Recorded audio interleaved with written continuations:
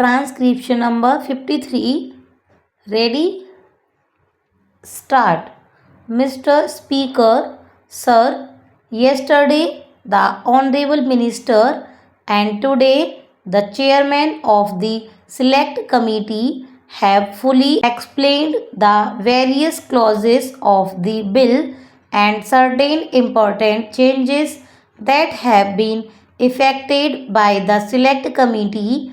I propose to confine myself to two or three important features of the bill which required re-examination and close attention by the government. Sir, I need hardly emphasize the important role which the electricity supply undertakings play in the national economy of the country. Indeed, the development in other spheres depends upon the full development of the supply of power, and this bill is of vital importance, affecting as it does the development of electric supply undertakings in the country. I am focusing attention on the role that the private electricity undertakings are playing in the supply of electric power with a view to drawing the attention of government to the difficulties that are bound to be faced by these electricity undertakings in one or two directions. In this connection, I would not therefore like to take much of the time of the House, but I would like to draw the attention of the Honorable Minister to what my Honorable friend Sri Tulsidas has stated and with whose comments I am in full agreement. Para. As a matter of fact, the approach of the government to the bill is to fulfill three basic considerations so vital for the healthy growth of this industry. Firstly, that its proper control and regulation is but necessary.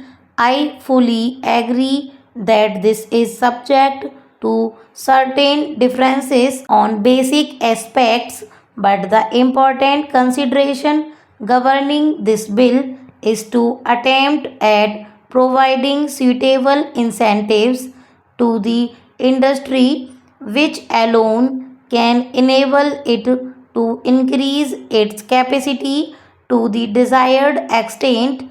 Therefore, I would like to refer to the incentives as provided in the bill and to the need for liberalizing the clause in respect of the fair return to the investors in these undertakings. I would like to draw the attention of the Honorable Minister to the fact that since the passing of the original Act in 1948, only 8 states throughout the country have constituted the statutory electricity boards. Among these states are Madhya Pradesh, West Bengal, Tamil Nadu, Kerala, Rajasthan, Punjab, Odisha, and Maharashtra, and therefore we find that many of these states have still to constitute these electricity boards. Para.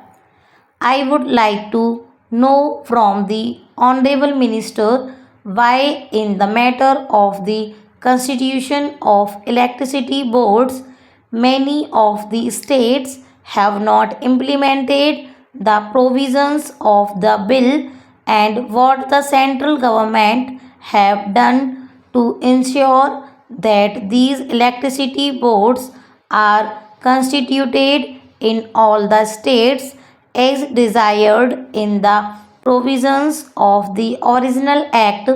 Perhaps it may have been the problem of taxation which some of the states may have in view while not proceeding with the constitution of the electricity boards, but whatever might be the reason, and even as far as this question of taxation is concerned, the central government may have to lay down some sort of subvention or such other assistance as is found necessary.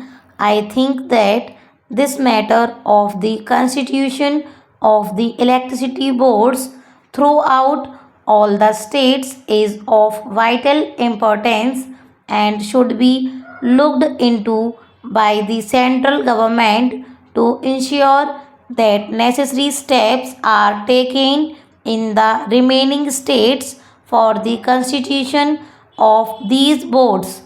I would now like to say something about the deferred taxation reserve, about which the Honorable Minister yesterday said that the amendment regarding this has been brought forward at the instance of the Federation of Electricity Undertakings. The whole complication arises due to the fact that the provisions of the Income Tax Act and the provisions of the Electricity Supply Act are contradictory to each other, while the Income Tax Act, with an accelerated depreciation in earlier years, results in larger tax relief in the earlier period, and thereby the tax liability of the undertakings is deferred for a future period.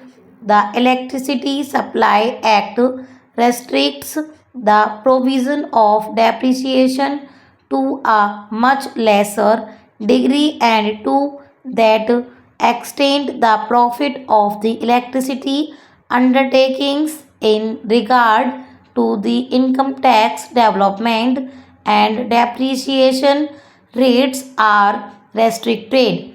That act lays down a smaller depreciation as compared to what is allowed under the Indian Income Tax Act.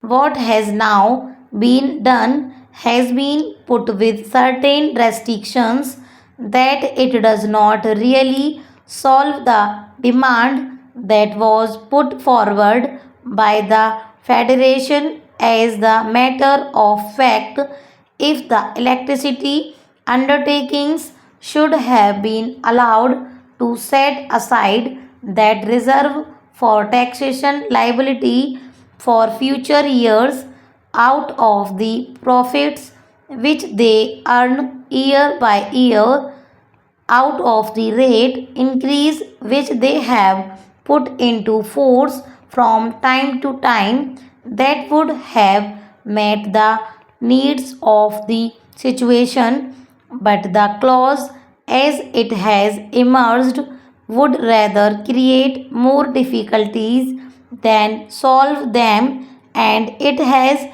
therefore been further represented to the Minister by the Federation of Electricity Undertakings. Stop.